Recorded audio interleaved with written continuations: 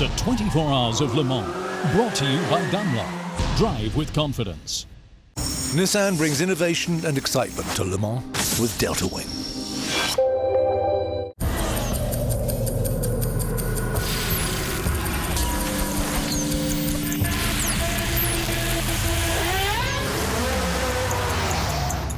Today the drivers have been given their briefing ahead of the 80th edition of the Le Mans 24-hour car race. They've also been mingling with the courageous fans who have turned up despite the rain for the traditional autograph session. Our special guest for tonight's edition of Le Mans 24 Minutes is a two-time winner here.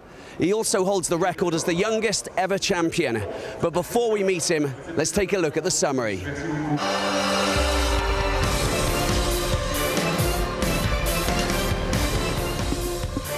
Coming up today, we'll feature Toyota's return to Le Mans. We'll take a look at the Corvette team, check in on the GT Academy, and Alan McNish will talk us through one of the keys to the Le Mans 24 Hours, which is, of course, traffic.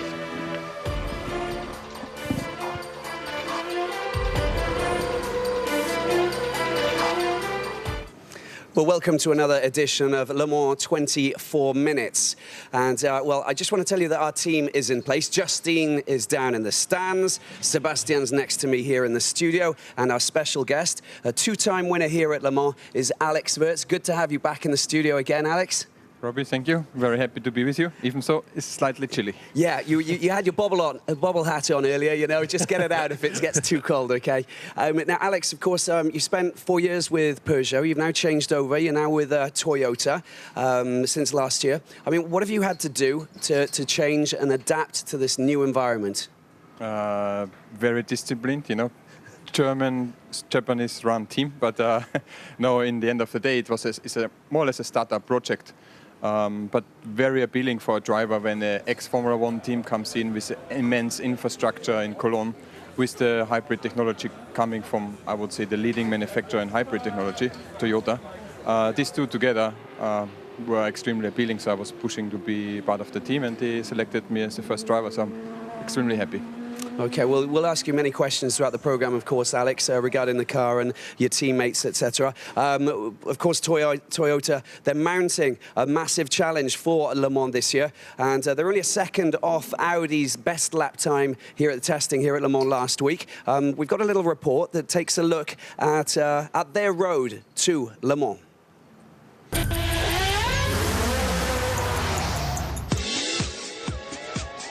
Well, if you didn't already know, Toyota is back in Le Mans 24 Hours, 13 years after their last appearance. And on January the 9th, at the Paul Ricard circuit in France, Toyota prepared for the installation day, and work begun on a completely new car.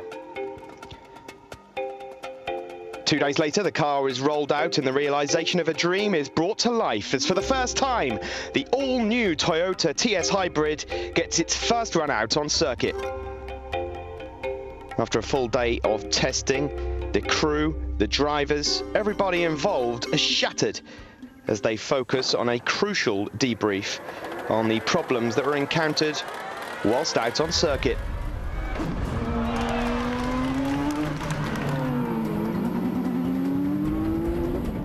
Toyota tested various hybrid components, including charging, power recovery, power assist, as well as checking the electronically controlled braking and seeing if they can harmonize it with the hybrid brakes. For 2012, Toyota set their sights fully on Le Mans, and more so Audi. And though in the past it's always been a battle between factory diesels and privately funded unleaded cars, this year all of that changes as two heavyweight factory teams go head-to-head using hybrid technology. 3 months after their first test, and again at the Paul Ricard circuit in France, Toyota's plans to race 2 hybrid cars suffered a huge setback, as during testing, Nicolas Lapierre lost control of the car and crashed Toyota's only prototype.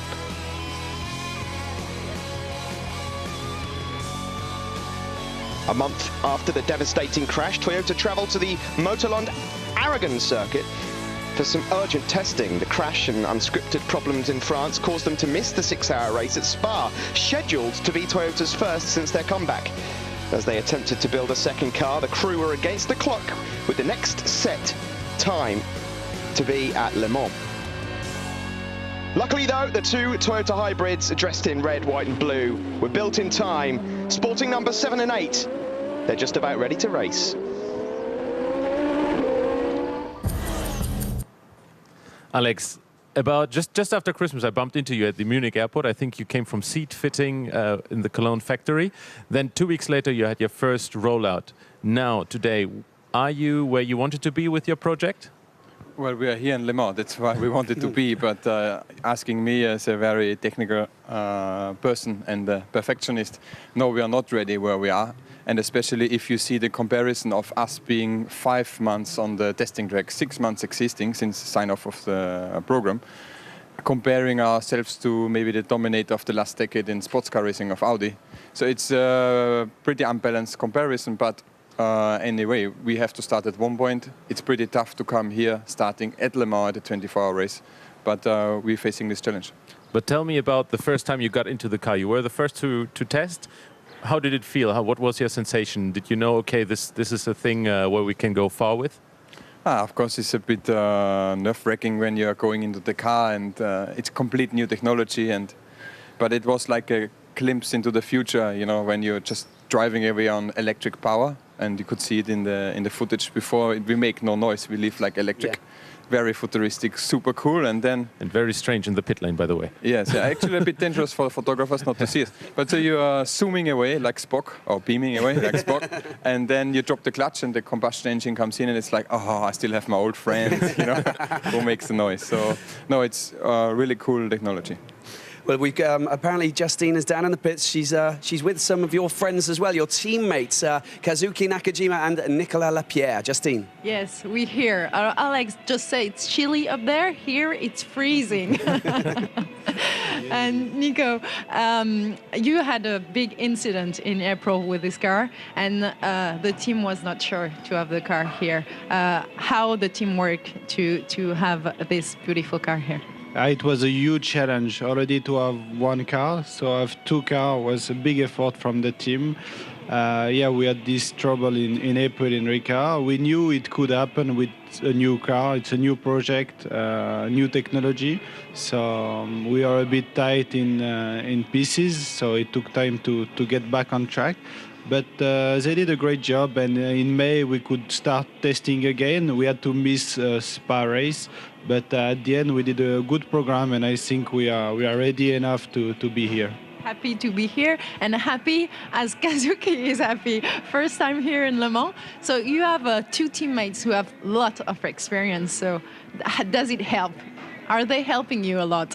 Well, definitely they are helping me quite a lot, and yeah, it's something special for me to come to Le Mans for the first time, and especially together with Toyota, it makes it even more special. And it's good to have Alex and Nico because I know him from my previous experience, and yeah, they have a lot more experience than me in Le Mans, so they can help me quite a lot. And actually, yeah, it's a big help because I don't know anything about here, so yeah, it's a nice teammates. Thank you. You've got kind of a professor, you know, in yourself. You're a kind of a guru now, Alex. That's like your role. And you've also, yeah, I know it's a lot of pressure, but you've taken up the role of driving mentor for the Williams Formula One team. I mean, has that role helped you and your teammates in creating something special here, getting a bond between the teammates? Well, actually the whole thing started in sports car racing because with Marc Genet, who I think will join us later, and Anthony Davidson, when we were at Peugeot, we realized kind of sharing all the secrets and mentally supporting each other was the key for our car, and we've been in the last 2 years an extremely successful Peugeot driver lineup. And also my role in the FIA Institute Young Driver Academy helped me a lot to understand how to work with drivers, use my experience, especially from the extreme days of testing, tire testing in F1 with Michelin, you know, 30 sets of tires per day. You learn so much. So these are the things I pass on, and it's a very interesting job with the Williams F1 team, with Maldonado, Senna, and Valtteri Bottas. But also with my two super fast teammates, who I'm very pleased to be one of them. I think we are building up a really good relationship. I'll tell you more on Sunday, 3 o'clock, how it works. Yeah, for 3:15, 3:30, you'll have more about, more knowledge on that. Well, we're going to have a small commercial break. Just after that, we'll find out about the rookie behind the wheel in the Corvette team. Back in the studio here with, I think we're back live, I'm pretty sure about it, Alex Wurz. Now, of course, the engineers, the technicians, been working overtime, really, to get the Toyota hybrid cars ready, get the settings right. We know you love to analyze and find solutions to problems. I mean, tell us about the car, its advantages and its downfalls. Yeah, first of all, the Toyota is a full hybrid, where the hybrid system is totally integrated in the drivetrain, not like, let's say, a Formula One system which is put on top onto the drivetrain, and you're just activating it under braking and discharging in the exit of corners. There are very technical differences there. Quite a lot of challenges as well, but I'm not allowed to go into the technical details. But this is a complete futuristic race car. As it stands, it's very far ahead of its technology to anyone else out there in hybrid. And we can see and feel that. So the effort Toyota put in is I think it's a clear advantage. Our competitors have said that out of the corners we are like slingshots, and I think that's it's good when the competition does the marketing for us. Well, slingshots, well, they've got them also in the GT category. The iconic yellow and black beasts are looking to make their mark this year.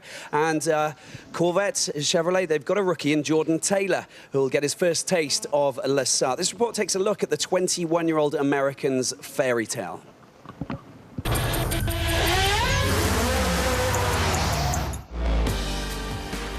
In the Corvette team, the driver lineup has changed a little since last year.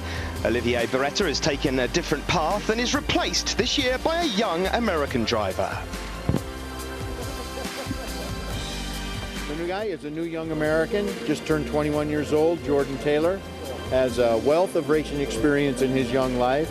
He's a very buttoned-up guy, very focused, and I think he's going to be a great addition to our team. And obviously, being so young, I think he has a long future with Corvette. When 10-year-old Jordan Taylor first visited the 24-hour Le Mans in 2001, he immediately knew how special it was, and now he returns as a driver. In 1998, when my dad won the race in the prototype class, I really started following it. Then I came here for the first time in 2001. So that was a really cool experience, and once I actually saw the place, I realized that sports car was the place I wanted to be. 21-year-old college student from Florida will now join Jan Magnussen and Antonio Garcia in the number 73 Corvette, drivers that have won a total of 7 victories at Le Mans. Looking to them to get a few tips and some advice going into the race, but for the first few days of practice, I'll be studying data over theirs and seeing where I can improve and trying to follow them in their steps. For an American driver, racing a Corvette at Le Mans comes with its pressures, but it is a dream come true for Taylor. And to be American and be associated with Chevy and Corvette was just amazing to get that opportunity. So I'm very grateful for it and really excited. Definitely don't want to let them down and do my best.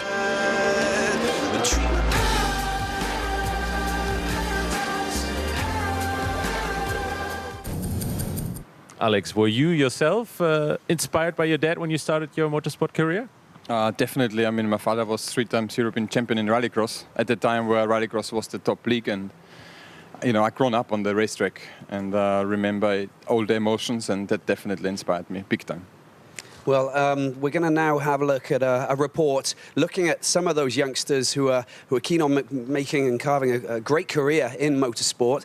It is, of course, the GT Academy.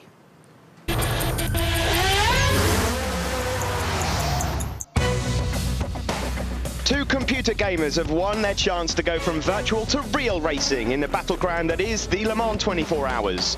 GT Academy winners Lucas Ordóñez and Jordan Tresson are about to take part in the most important race of their lives. Scrutineering is the official start to Le Mans. And the technical checks are performed in the cars right in front of the fans' eyes. All the crowd can be here and be close to the drivers and all of the cars. All the cars are prepared, but are the drivers ready?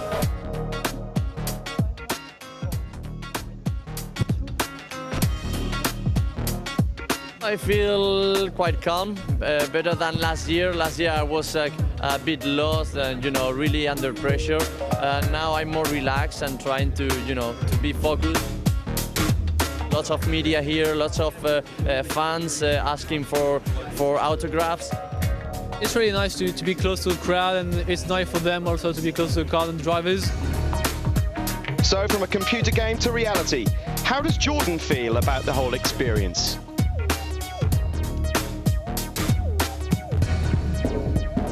It's only 2 years since I won GT Academy in 2010.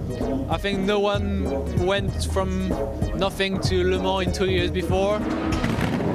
When you have more experience, everything is easier, no? You have more experience in the car, more experience with all the people here, more confidence in yourself. Lucas has proved last year that it was possible because he finished second. No, I'm not really nervous.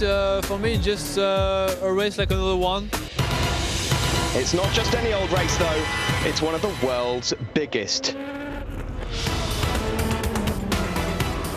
If I had to choose between winning Le Mans and the World Endurance Championship, I would choose Le Mans. I wish him the best, but not the win at Le Mans. Well, there's some motivated youngsters there for sure, and there was motivation at the age of 22, Alex, when you actually became the youngest driver to win Le Mans. I mean, we've got some images that we'll look at right now. I mean, just explain to us, what was going through your head, what happened when you went past the checkered flag at that, young, tender age in your Porsche in 1996. Yeah, it was a mega weekend, but at the time I came into this quite lucky. I was subsidizing at the test, was fastest at the test, and Reinhold just said, okay, race for me. The whole paddock declared him as crazy to put in a young guy like me. And we had a faultless race, tough battle against the factory Porsche. We've beaten them because faultless and better on fuel consumption was a close battle. But it kickstarted my F1 career because the day after winning this, Flavia Briatore called me and invited me for F1 test.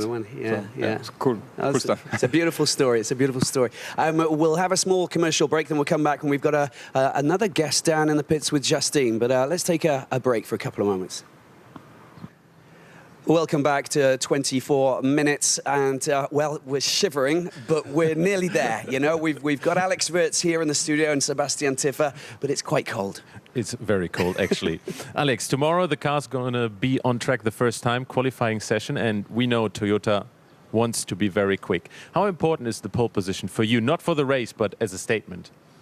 I mean, first we have to see if we're in a position to fight for pole.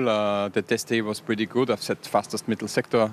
Nico, in his long run, did a fantastic long run time and first lap time. So we showed very good pace.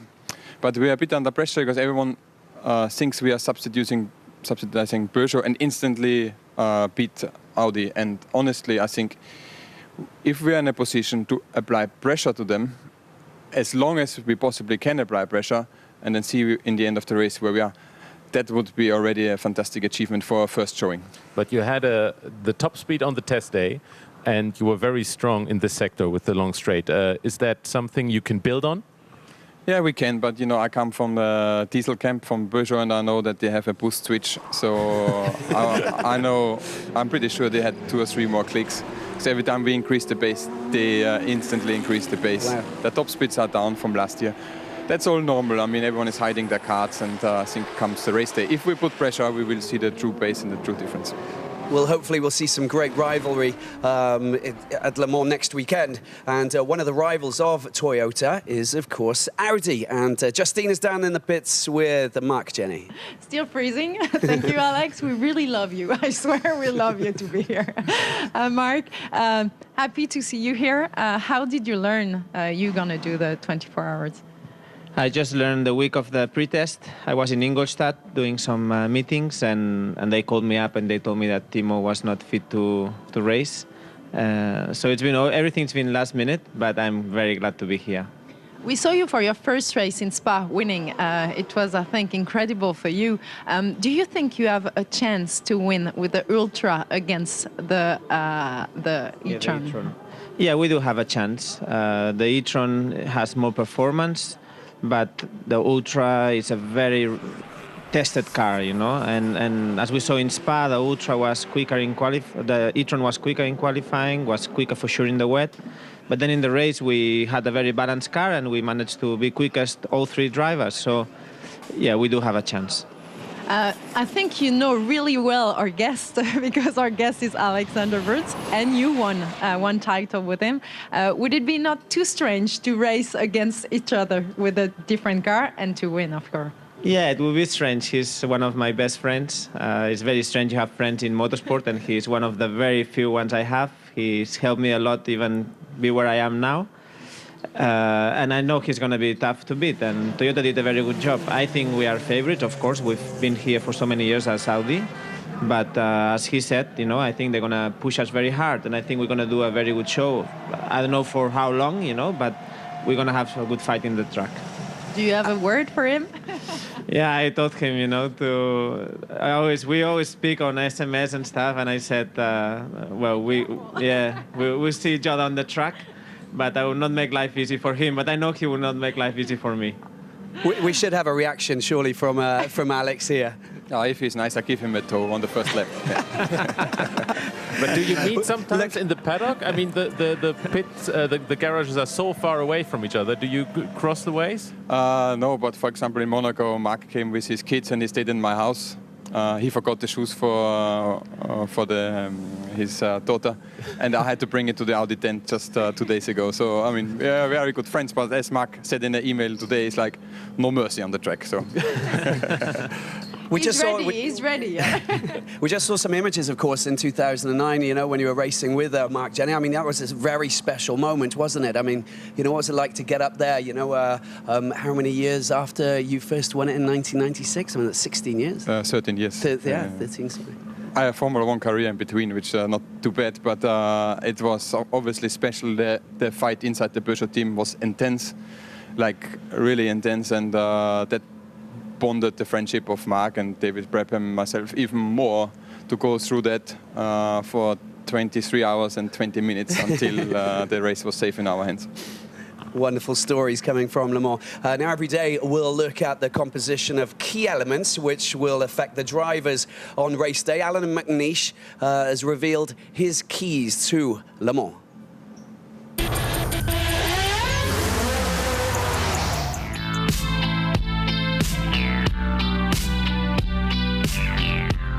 A very important part of performance at Le Mans and sports car racing in general is traffic. When we're on this circuit, there's 55 other cars on track as well. And there's a big speed differential now between the straights, where all the cars are kind of close, to be honest. They're all about 320 kilometers per hour. But then when you get to the corners, there is a big speed differential. LMP1s, for example, go through Porsche curves, maybe 80, 100 kilometers per hour faster than a GT car. And so you've got to thread your way through all of that traffic, not just for one lap, but for 24 hours. But that can affect your lap time, it can affect your fuel economy, it can affect your rhythm, it can affect the tyres. When you dive down the inside of someone, do you lock a brake? You've got to be keeping all of these factors in mind as you're trying to predict what the traffic is doing. Now we're here at the Dunlop chicane. It's the first corner on the circuit, and it's a good opportunity to overtake. Because when you come in here, you can go down the inside of someone and get through the corner ahead, a GT car, for example. But if we don't, if we are stuck behind that car going through it, we lose 1.5 seconds instantly. And if you think that last year's Le Mans 24 Hours was won by just over 13 seconds, you can realise how critical traffic can be. It is one of the keys to success for the Le Mans 24 Hours. Alex, how do you deal personally and mentally with the traffic, not to get fed up behind a slower car? No, that's a key task. To leave the emotions aside, completely rational approach, see every individual as its own task, and almost forget that you're in a race.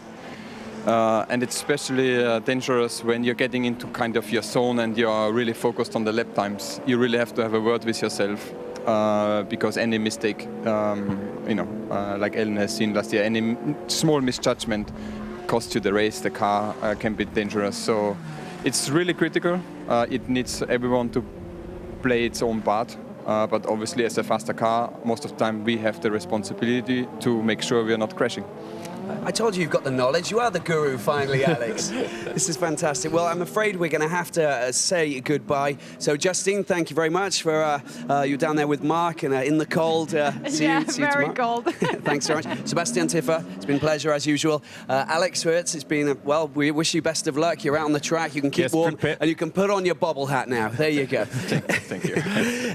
Let's have a look at the programme tomorrow, because obviously there's the cars are out on the track. The engines will begin to growl as free practice begins at 1800 hours CT, live on Eurosport 2.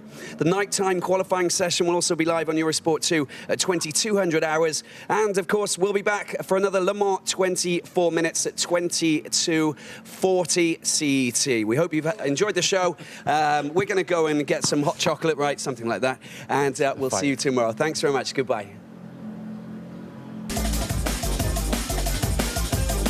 Well, as Robbie said, don't forget to tune in to Le Mans 24 minutes every day leading up to and during the weekend here on Eurosport. And keep up to date on all the action on yahoo.eurosport.com. But for now, from me, Steve Day, it's goodbye.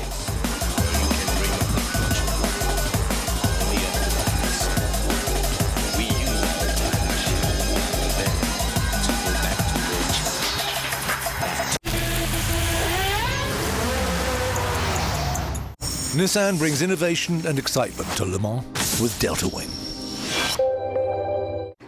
The 24 Hours of Le Mans, brought to you by Daimler. Drive with confidence.